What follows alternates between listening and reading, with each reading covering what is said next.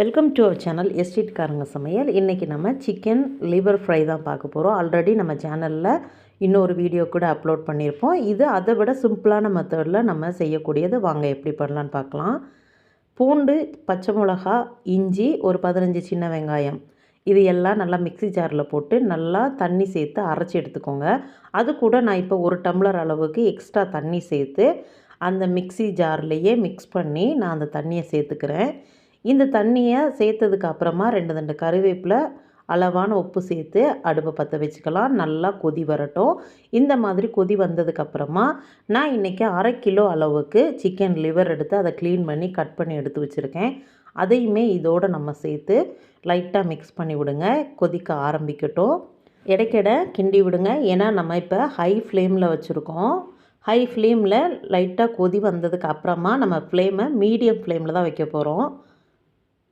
இப்போது நல்லா கொதி வந்துடுச்சு பாருங்கள். இப்போது இதில் ஒரு 1/4 டீஸ்பூன் அளவுக்கு மஞ்சள் பொடி சேர்த்துக்கோங்க. மஞ்சள் பொடி எல்லா பாகத்துலேயும் படுற மாதிரி கரண்டி வச்சு லைட்டாக கிண்டி விடுங்க. கிண்டி விட்டுட்டு இன்னமும் ஒரு 3 நிமிஷத்துக்கு ஹை ஃப்ளேமில் இருக்கட்டும். லைட்டாக அந்த தண்ணி வற்ற தொடங்கினதுமே நம்ம மீடியம் ஃப்ளேமில் வச்சிடலாம். அதிகமாக தண்ணி இருக்கிற மாதிரி தோணும், ஆனால் தண்ணி அளவான தண்ணி தான், பயப்படாதீங்க.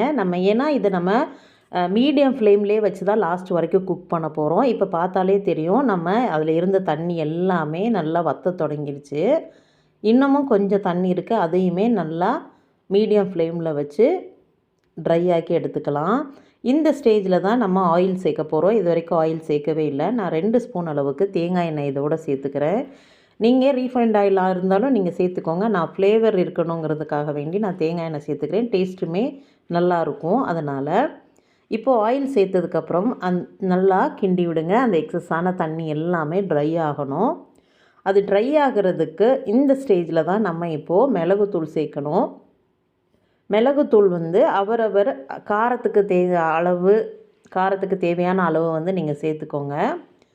நான் இன்றைக்கி ஒரு 1/2 ஸ்பூனுக்கும் கொஞ்சம் கூடுதலாக நான் இன்றைக்கி மிளகுத்தூள் சேர்த்துக்க போகிறேன். நல்லா கிண்டி விட்டுட்டு அதுக்கப்புறமா நம்ம மிளகுத்தூள் சேர்த்துக்கலாம். இப்போது மேக்ஸிமம் அதில் உள்ள தண்ணியெல்லாம் ட்ரை ஆயிடுச்சு இல்லையா? நம்ம இந்த ஸ்டேஜில் நம்ம மிளகுத்தூள் சேர்த்துக்கலாம். இப்போ பார்த்திங்கன்னா நான் இந்த அளவுக்கு சேர்த்துட்டு இன்னும் கொஞ்சம் சேர்த்துக்கிறேன். மொத்தம் பார்த்தா இது மொத்தத்துக்கே 1/2 ஸ்பூன் அளவு கூட கிடையாது.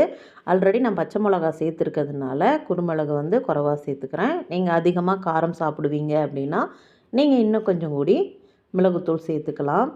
மிளகுத்தூள் எப்பயுமே நம்ம இறக்குறதுக்கு ஒரு 5 நிமிஷத்துக்கு முன்னாடி ஆட் பண்ணோன்னா அதோடய ஃப்ளேவர் நல்லாயிருக்கும். அதனால தான் நீங்கள் லாஸ்ட்டில் இறக்க போகிறதுக்கு முன்னாடி ஆட் பண்ணிக்கோங்க. ரொம்பவும் டேஸ்ட்டான ஒரு chicken liver fry ready. Thank you for வாட்சிங்.